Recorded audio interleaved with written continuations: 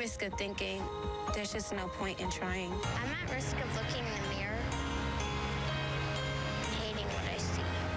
I'm at risk of regretting what I do just to join the crowd. And welcome back to News Views. I'm Terrell Brown. Those are some of the issues that the organization Girls Inc. works to address. Arshele Stevens, Chief Executive Officer for Girls Inc. of Chicago, is here with us this morning. Good to see you again, Arshele. Do you think that girls are getting the message that they can't achieve what boys are told that they can achieve? Absolutely. That's still happening. That still happens. Why?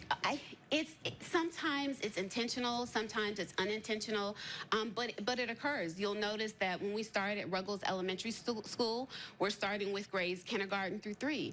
And a huge push for that is that girls start to receive messages as early as 5 years old that math is not for them, that smart is associated with the male gender and not the female gender. And so that still happens today. So we, again, at Girls Inc. are going to jump in there as early as kindergarten, start to provide reinforcing messages that that is not the case, that you can succeed in whatever you want to. And other than academics, what other areas does this program cover for these girls? Absolutely. Health and well-being, like you saw in the video, for many women. You know, when I first started to learn about Girls Inc., I said, hey, where's Women's Inc., right? We all struggle with body image. The images that we see for advertisements. So all of that sends reinforcing messages that say, hey, you need to look a certain way. But we want to teach them that they need to be proud of their bodies and be mostly proud of what their bodies do for them, what's inside. You know, it helps you to lead a healthy and active life. So yes, we do need to start early. We do need to start sending some positive messages and having girls to appreciate what their bodies do for them at a very, very early age. I know that Girls Inc. focuses on the endeavors of all girls, but when we talk about young Black girls, do they face challenges that other girls do not? Absolutely. Poverty is a huge, huge barrier to success.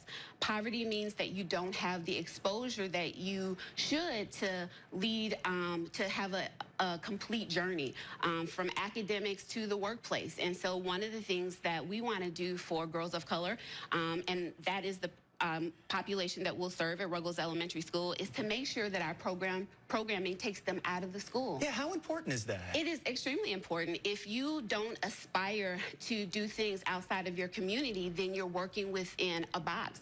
And so we want our girls to know that there's a world outside of their community, and we want them to aspire to be a part of that world, to aspire to be a part of other communities. And so, you know, with the young girls, you know, it's as simple as we will absolutely serve the neighborhood. We'll use the libraries in our neighborhood. But wow, wouldn't it be great if we brought those kids outside of their neighborhood and took them to Harold Washington Library downtown? So, you know, just in that small journey, you're going to a library, but you get to experience downtown Chicago, which you might not do on a regular basis. How often are you running into young girls that have not left their neighborhood? Oh, quite often. I come from Kennedy King College, where I was the president, and in many of my conversations, students had not ventured past the Inglewood community, and it was there are many interesting reasons why. Sometimes it was because they simply didn't feel comfortable coming downtown, and many times their parents were very fearful of the young Black teenagers coming downtown Chicago. So it is a very common occurrence that